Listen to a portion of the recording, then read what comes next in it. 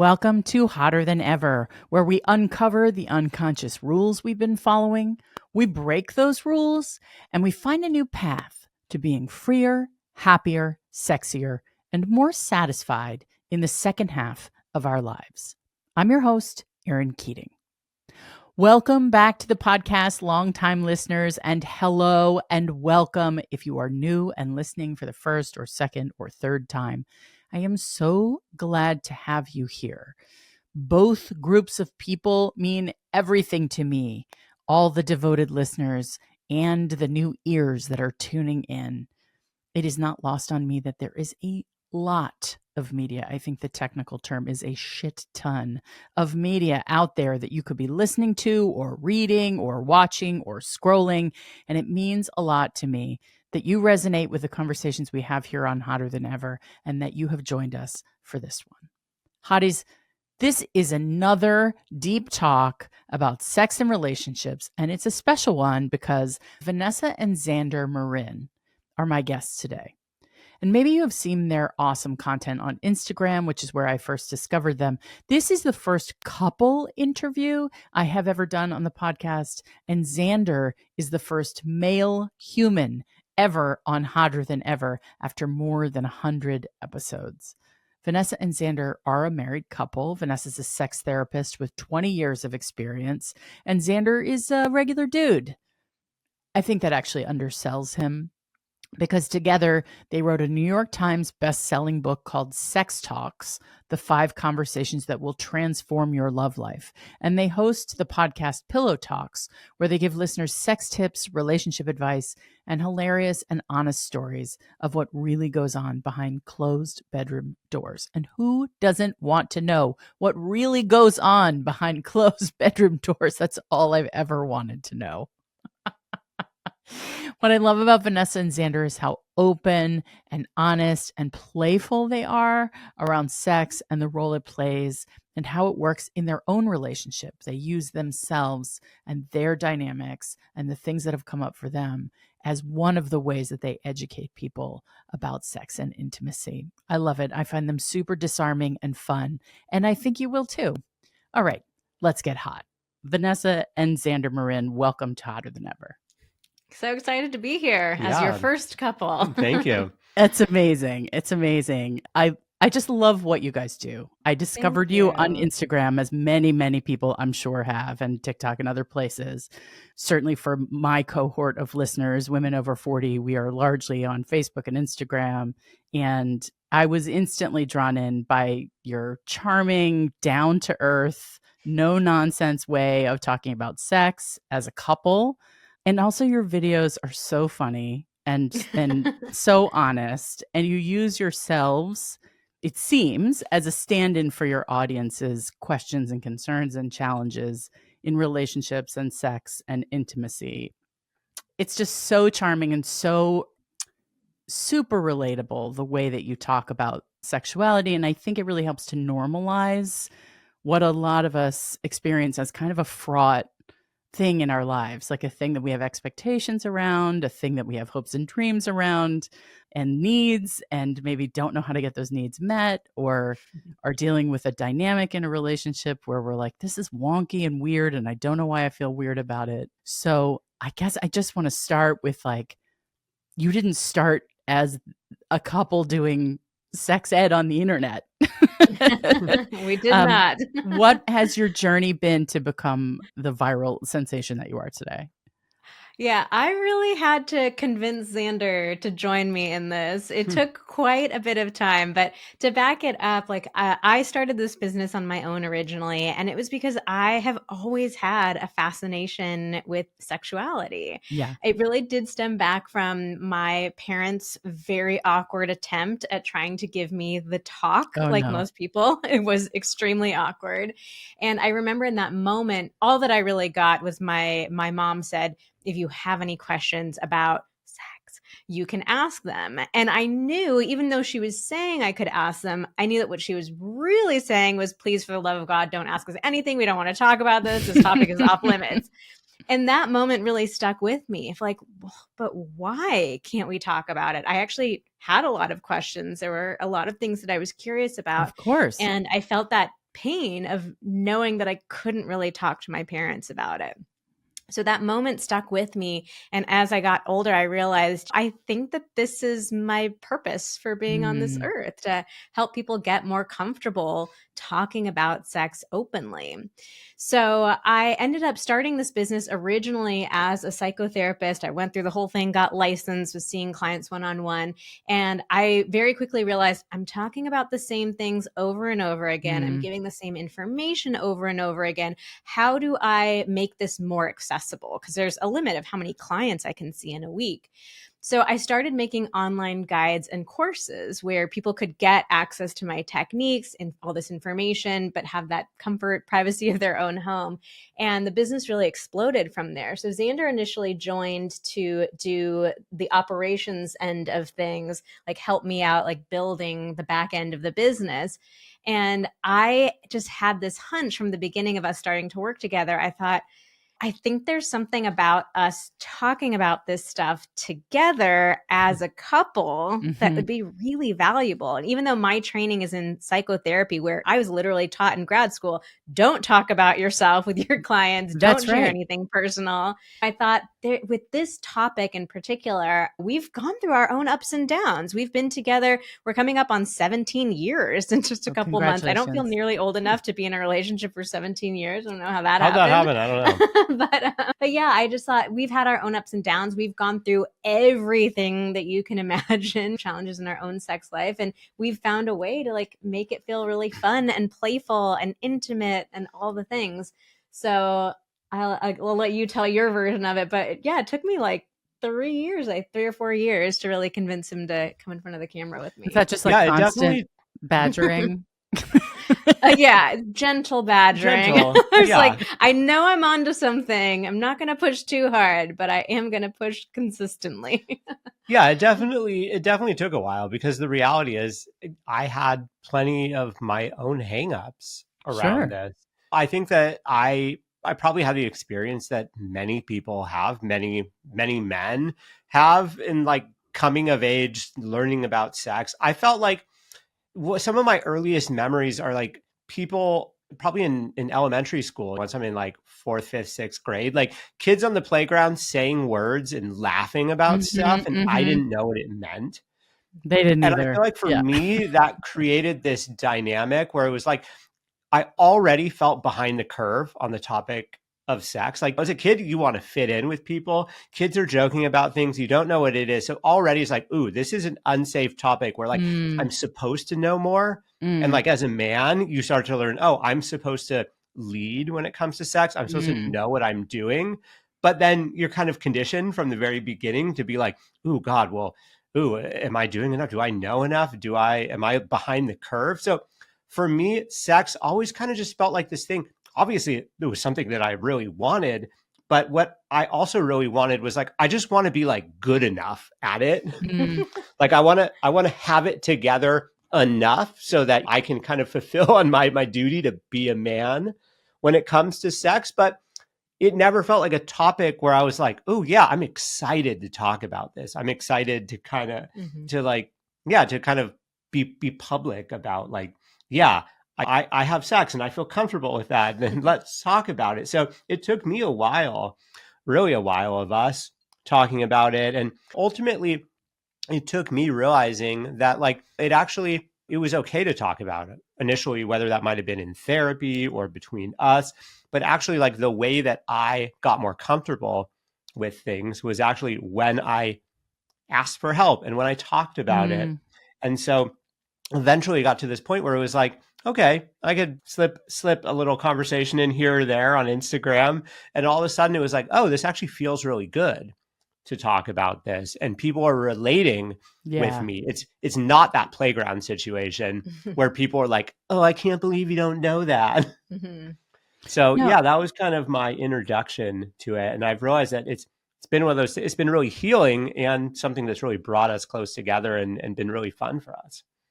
I think that's so amazing because it takes a certain kind of relationship and a certain kind of communication in a couple to run a business together.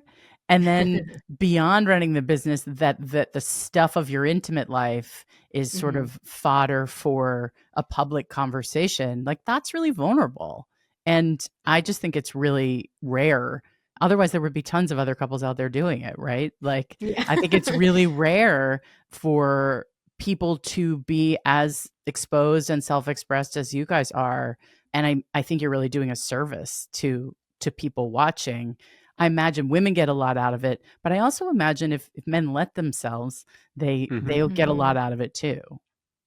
Yeah, we're actually the next stage in our business, or the current stage in our business, is that we're really trying to make more content for men too, because especially on social media, our audience has primarily been women.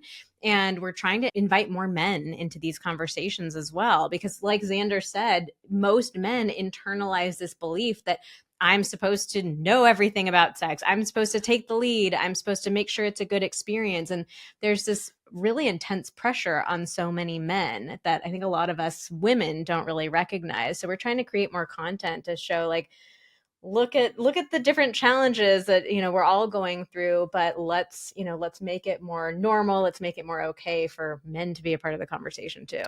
Yeah, and I think a lot of that is you're sort of expected to go out there and lead, and your model is what? Porn?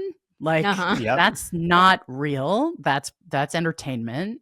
And and really the things that couples need to know is how to communicate around this stuff. And obviously, like, nobody is taught good communication really in this culture. And then for men to have to be vulnerable enough to say, this is a topic I want to talk about, like, that's a big ask against the cultural backdrop that we all are in. Yeah, I mean, most of us are just totally terrified of vulnerability in general. And I think that's a big part of why we make the decision to go first in our content. Like, we know we're asking people to do vulnerable things. And so we want to lead by example and show, like, hey, look, this is challenging for us too. We're not super comfortable every time we go on Instagram and hit the record button, but we choose to do it. We feel the benefits of doing it. We'll show you how to do it. But I think that sex isn't really worth having without vulnerability. So that's a big thing that I want to teach our community, how to get more comfortable with it. I love that as a thesis. Yeah, because I don't know that that's what people learn growing up. Yeah. No, not at all. We learn to avoid vulnerability at all costs. And I mean, if you think about what that looks like with sex, when you're not really vulnerable with your partner, if you're just focused on what is my performance, or how does my body look, is my partner, are they having a good enough time that they're thinking I'm good at this? Like, it's disconnected, it's mechanical, it's not, it can be really sad the point too. Yeah.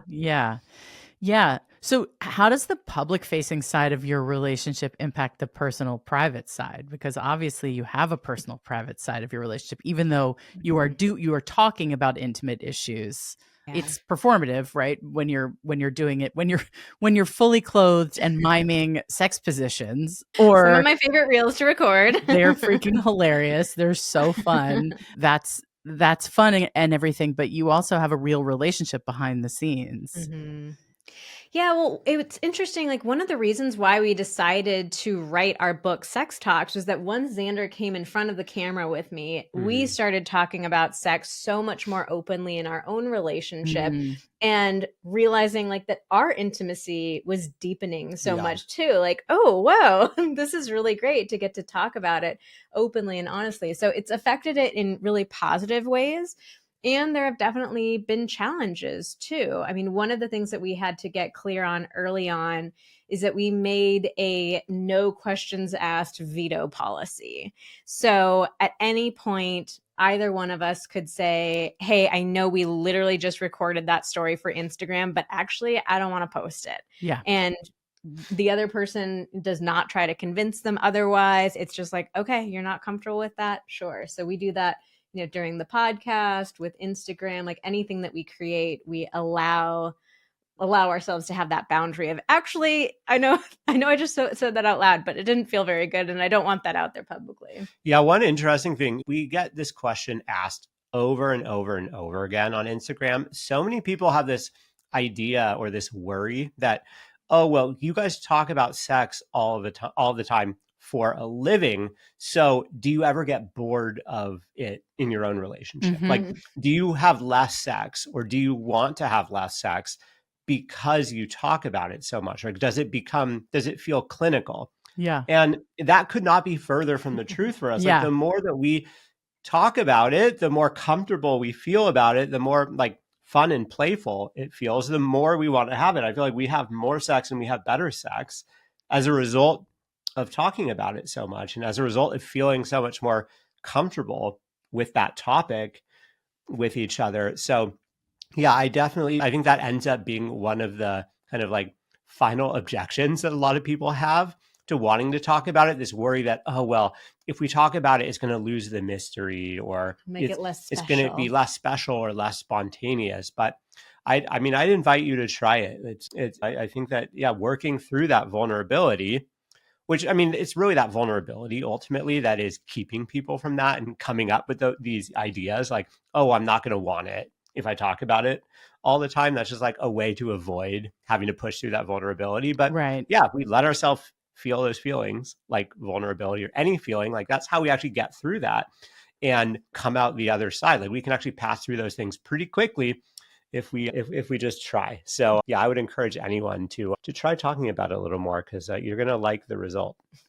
Yeah. I mean, my own personal experience is that good sex begets more good sex. Good communication begets more good communication. And like, if you're in a sex mindset, right? If you're in an intimacy mindset, both of you, then that's how you keep the ball rolling, right? If you keep your heads in the game.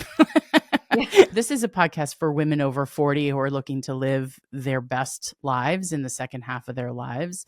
And I think a concern that a lot of women have is like, do I want sex enough? As my hormones change, as I head into perimenopause and menopause, or as I am in a long relationship, is it a problem the way I'm feeling about how much sex I want or how connected I feel sexually to my partner? Like, I feel like we inevitably pathologize ourselves. Like, wherever we are, it's hard for us to just accept where we are. But what is it that you have found about libido, long marriages, midlife?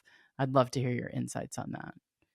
Well, I first want to say we all have this magical ideal that we're trying to live up to, but we're not even fully sure what it is, but we just have this sense that everybody else is having more sex than we are. Yes. So that's one of the most common questions we get asked is, how much sex should we be having? Anytime should in there is going to get you in trouble. Yeah. Whenever you hear the word should, it's usually not a good thing. I'm actually far less interested in frequency than I am in the quality of the sex that we're having too. Because usually when people will say, oh, we're not having very much sex, I like to ask, okay, well, tell us about the sex that you are having then. Yeah. And a lot of women in particular will describe sex that is not initiated in a great way. It's not particularly pleasurable for her. It feels like it's way more about her partner's experience than it is for her. It's boring, it's routine, it's predictable. So then I ask, okay, well, why would you crave that experience? And even then, why would you crave more of that experience than you're currently having? Like, it doesn't make sense. Right. I think that we look at desire in really backwards ways. Like, why would we want to somehow magically force ourselves to desire this thing that we're not really enjoying that much? I think we need to look at the enjoyment aspect first before we look at the frequency. Right.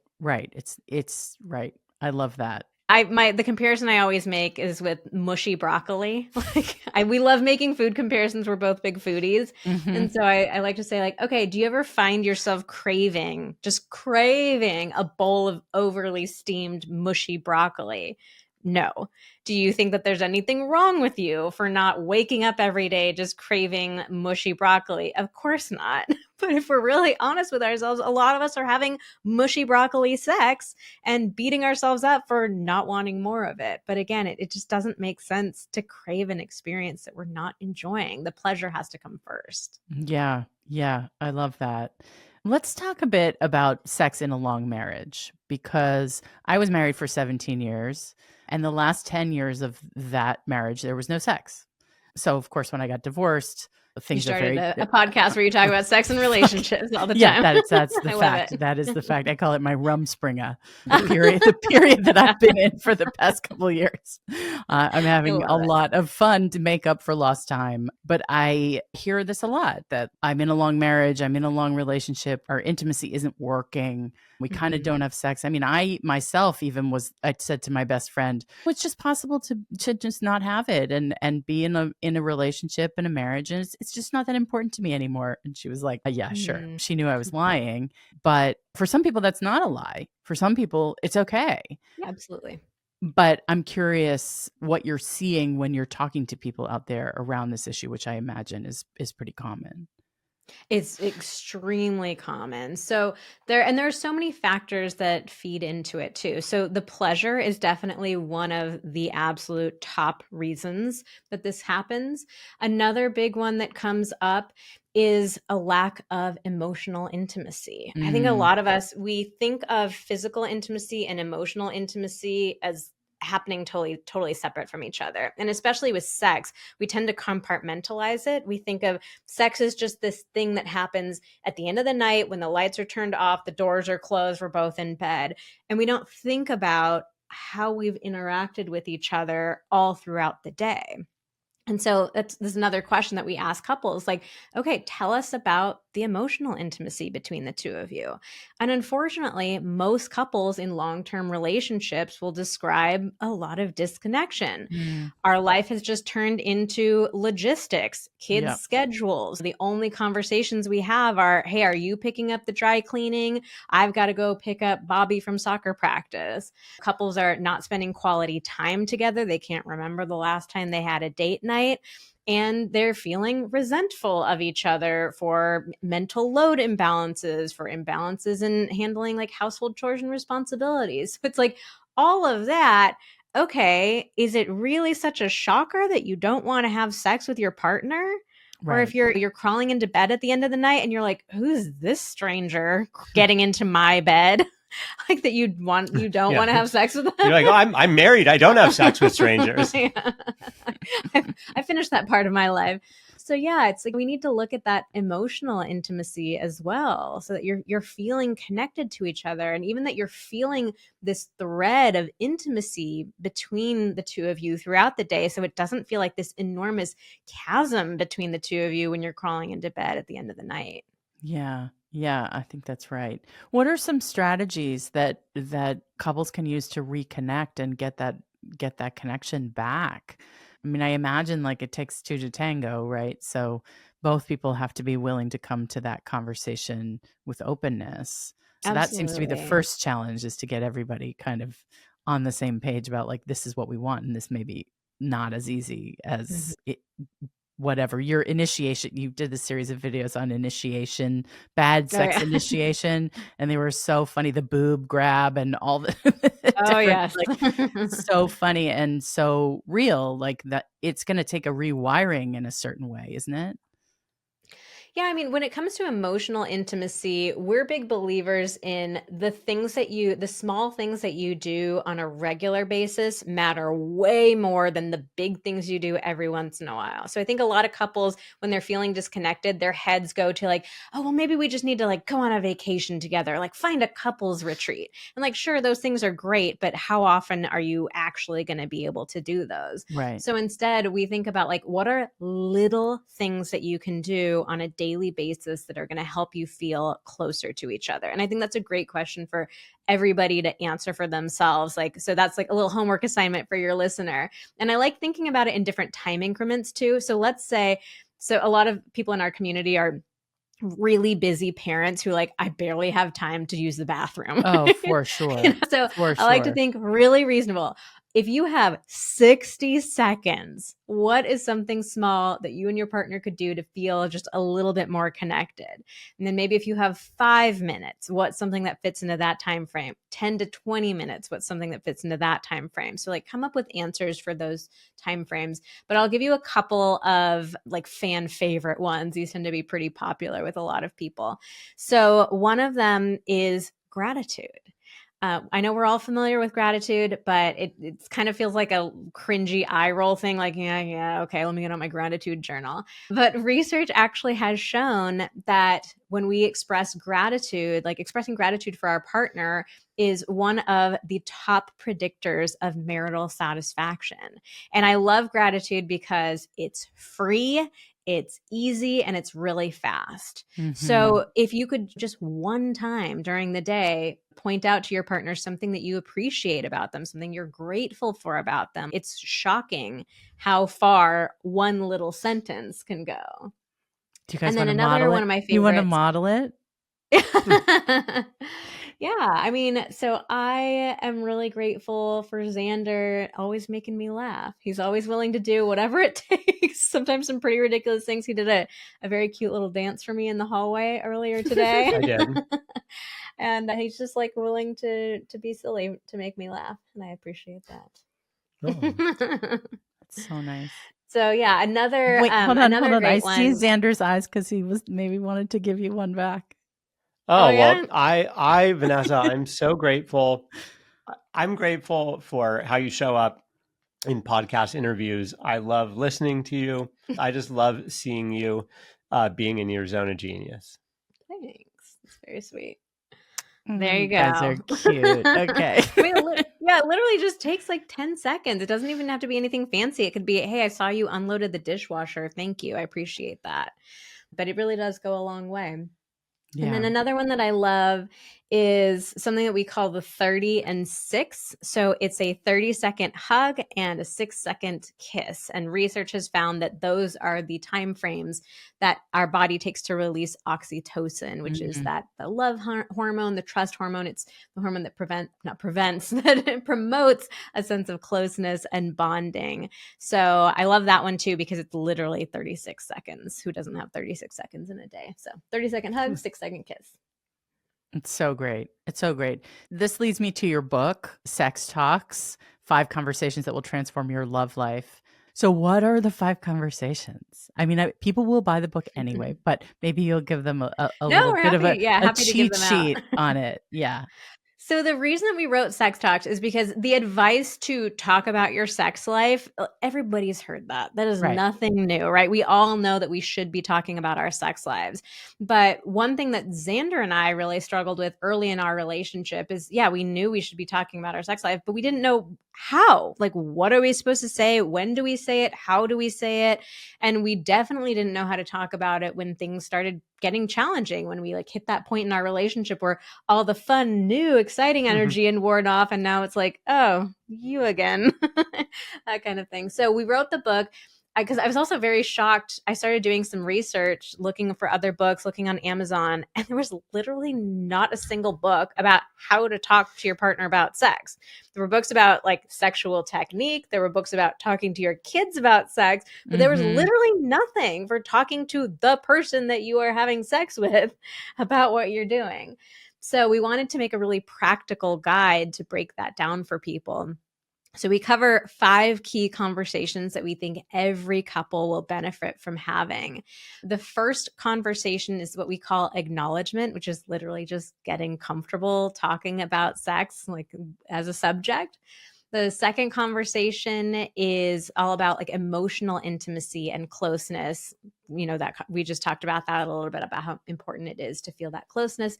Third is about desire. What do we need to feel excited about being intimate with each other? Fourth is pleasure. What do you need to like feel good to have a satisfying experience? And the fifth is all about exploration. And the really cool thing is that not only are those sort of the 5 conversations that you need to have, we put them in that order because it turns out that those 5 conversations are actually like what we would call the 5 pillars to a successful relationship and sex life. So like that acknowledgement one, in terms of a broader relationship, that's more just like communication in general. Like you need to be able to communicate and acknowledge like, hey, sex is important and we need to be able to talk about it. But then really, if you go through that order, that's kind of how you can start to unwind. Like if sex feels like a really tricky topic or like a thing that's just broken in your relationship, like first, you got to have that baseline level of connection. after you're able to even admit that something is going on. Like that's the communication part. So you got to have that baseline level of connection. If you don't have that, then in almost every relationship, at least one partner is not going to feel very open to doing anything beyond that in a sexual way. So, and then there's desire. And a huge part of that is initiation and the way that sex is initiated. So, okay, so we have the connection, but like, if we can't even initiate sex, then like, if we're just doing the boob honk. Yeah, if we're just doing the boob honk, then probably at least one person in the relationship is not going to have much desire or be very open to sex. Once we get that right, then it's all about pleasure. Okay, so we're initiating sex. We can start to have it, but if the pleasure isn't there for both partners, then like Vanessa said, no one's going to be craving it, or at least the one person that's not having very pleasurable sex is definitely not going to be craving it. And so once we get the pleasure right, then finally we get to the exploration where it's like long term, you got to have a little bit of spice every now and then to kind of keep everybody excited and not fall into kind of like a predictable or routine kind of rut. So that's sort of like zooming out how we like to think of relationships and sex, and how you would go about sort of peeling back the onion to fix what feels like an impossible problem for a lot of couples. Yeah, I love that. And I love the sequential nature of it too, because you do have to build that foundation of like, hey, there's something up with us.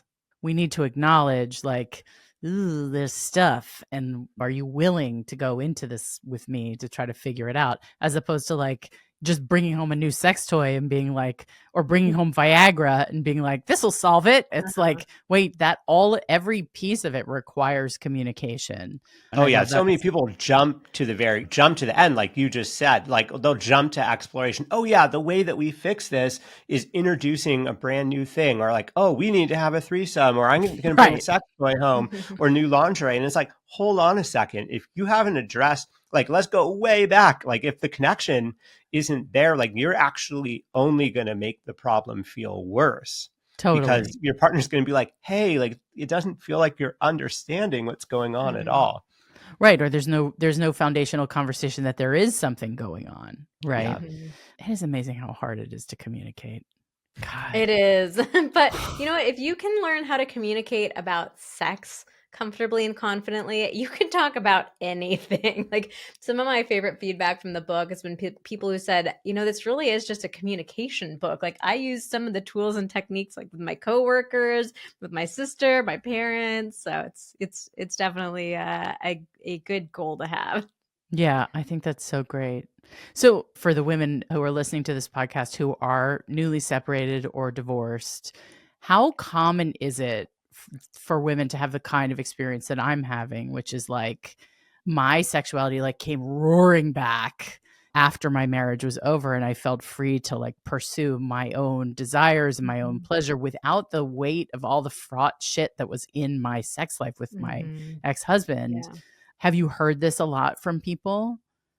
Absolutely. Yeah. I mean, sex can get really complicated in relationships, and especially if we're not talking about it, we don't have the resources to address it. A lot of people take the same path that it sounds like you took of kind of shutting down and saying, well, it's not really that important. Is that who needs sex to live? And also I think like as women, we're fed a lot of really confusing messages about sex and about desire too, where we're supposed to want it, but not too much. We're supposed to be into it, but not too much. And so it can be easier, especially as we're hitting these decades of life too, where we hear all these stories of, oh yeah, your desire starts to shut down anyways. It's just not that important. But once you've gotten out of that situation and realize like, oh yeah, I'm no longer with this person. I'm no longer tethered to the issues that we have. Like actually, there's so much about my body and my sexuality and my interests and my curiosities that I want to explore. So it's a very, very common dynamic. Yeah. I think women take a couple different tacts. One is like, I'm done with that. Like no more of that for me. I have definitely heard that. Or like, nah, I don't need men. Thanks. I'm divorced now. I don't need men or women or whatever it is that whoever it is that is your preferred partner. But then, of course, the women who listen to this podcast relate to me being frank about oh my God, I was a really sexual person in the beginning of my marriage and in my earlier life. Where did that go? And reconnecting with that part of myself has really made me feel whole again in a way. And also yeah, I get to have pleasure. Wow, how amazing. How amazing. And what a thing to look forward to for the rest of your life, if that's what you choose. Yeah. I think one of the challenges that comes up in relationships is that we learn to tie our sexuality to another person. And we lose touch with our own relationship, with our own sexuality. And that's when it can become so fraught and so challenging. We start to shut down. Yeah, especially if you're thinking oh, I'm doing this for this person. There's you're not in that statement at all. Yeah, which is the case for a lot of women. It's for him. It's his pleasure is more important. I'm not getting anything out of it. So yeah, we lose that connection with ourselves. But I think it's really important for all of us to stay in touch with our own relationship with our own sexuality, regardless of what's going on in the relationship. If it's good, if it's bad, whatever, we need to hold on to that relationship with ourselves. And then in terms of how to do that, are you talking about solo sex, masturbation, exploration with yourself? Is that something you encourage women to do? Yeah, definitely. There are practicalities to it for sure. I'm definitely a fan of masturbation. I'm definitely a fan of self-care and just having a relationship with our own bodies. But I also think there's not so tangible aspects to it as well. So one example that comes to mind is a lot of couples struggle with mismatched sex drives. And in particular with the woman who's the one who has higher desire. I know we talk all the time about men having higher desire, but we've polled our audience before, and in male-female relationships, it was actually in 45% of those relationships, the woman was the one who had higher desire. And so a lot of women in these relationships will start to shut down because it's well, what happened? I thought guys are supposed to want it all the time. Yeah. He's supposed to be all over me. He's supposed to be running into the closet or the shower whenever I'm taking my clothes off. And so women will start to feel like we're not desirable in those situations. And I've worked with a lot of clients where the task for them was to recognize you're a desirable person, just exactly who you are and how you are, how much your partner, how frequently your partner wants to have sex with you. That is not the main component to your desirability. So sometimes it's more the mental aspect of it, the emotional aspect of it. Yeah, I think a lot of it is just giving yourself permission to be allowed to have sexual thoughts or desires. It's not like we're saying, oh yeah, you have to go out, you always have to masturbate, or you that's the only way to maintain this sexual connection. I mean, it's the reality is it's hey, it's you are a sexual being. You're going to have dreams sometimes where about other people. There's going to be sexual attraction. You're going to maybe have sex with someone else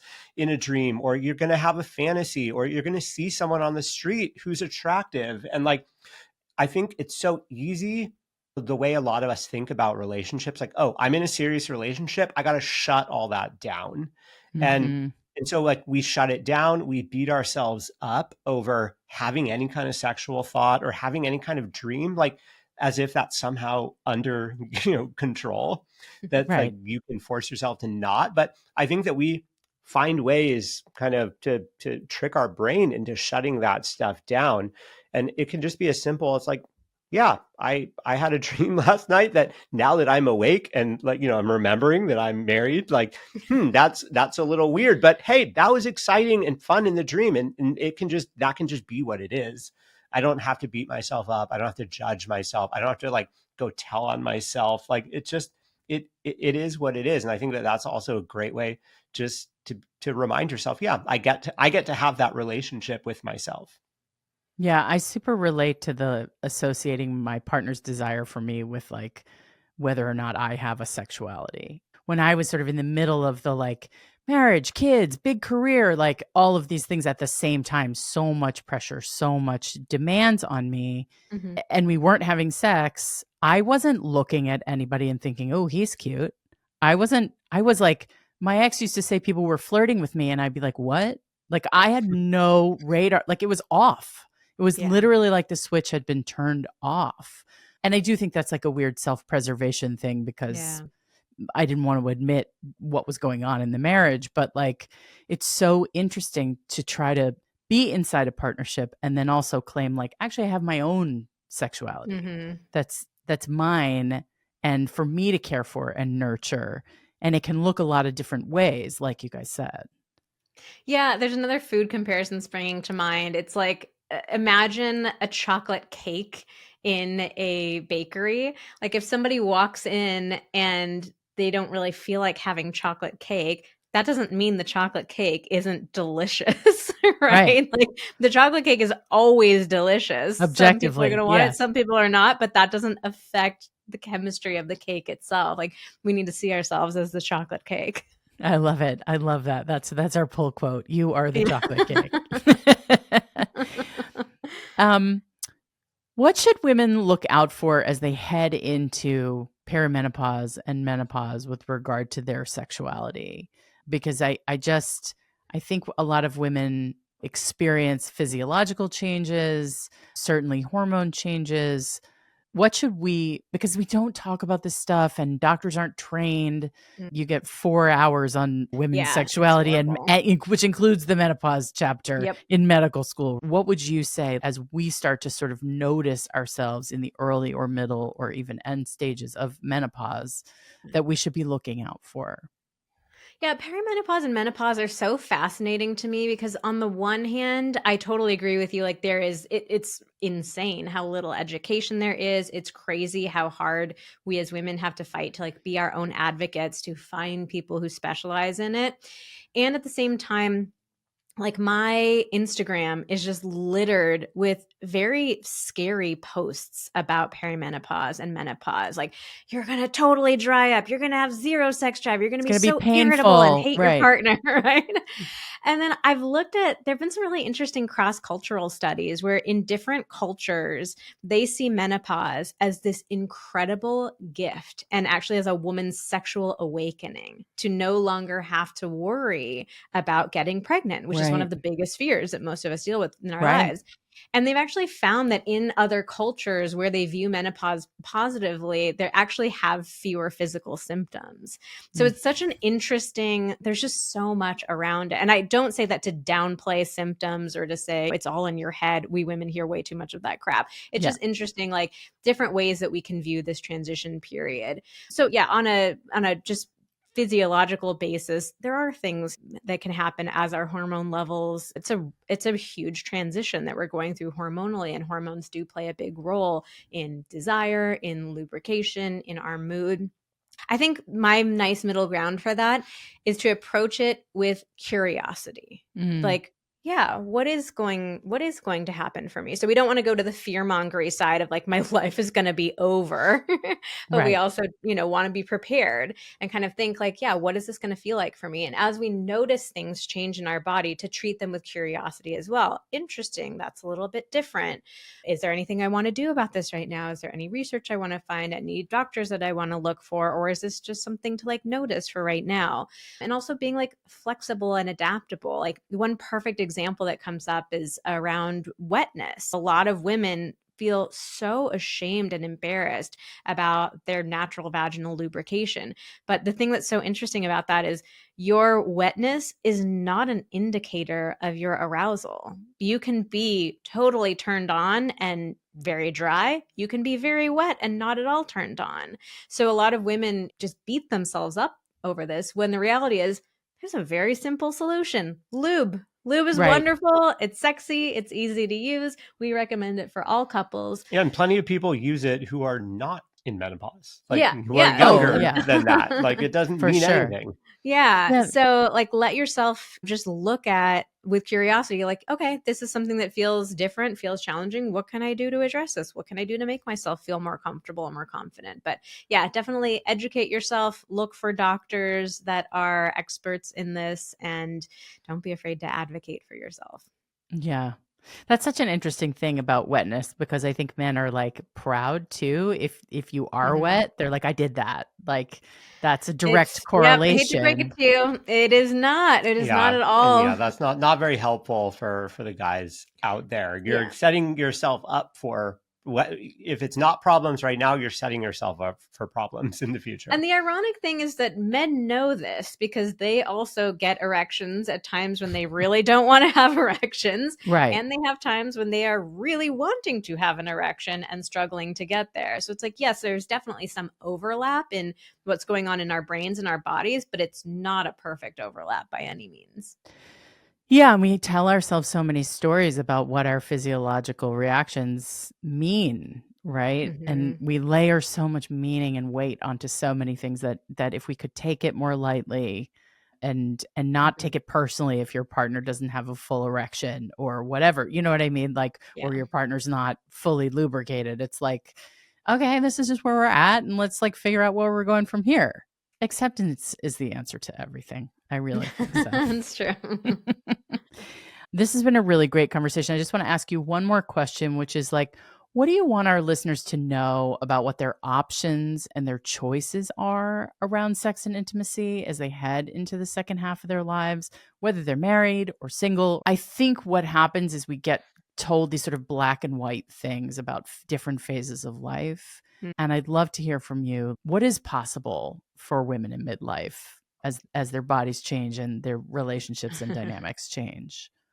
Everything is possible. There's so much. And that's really a message that I want to share with everybody is there's so much to explore and experience when it comes to sex. And if we can learn to approach our sex lives with curiosity, with openness, with willingness, like there's so much connection, pleasure, joy to experience. So I want to help open people's minds up to what truly is possible. Yeah, I would just say it's never too late. I think it's so easy for us to just get this idea of, okay, well, if I didn't figure this out in my 20s, if I didn't do this in my 30s, then it's off the table. But it really, it really never is too late. We work with people across all age ranges and have never encountered a situation where someone was like too old to figure something out. I've taught women in their 70s and 80s how to have orgasms for the first time. It is not too late. That is really wonderful. That's a great place to leave off. There is hope for all of us. Thank you both so much. I really admire the work that you do. I think you're doing a great service to the world with your openness, and I'm glad to have you here. Thank you so much. Yeah, thank you.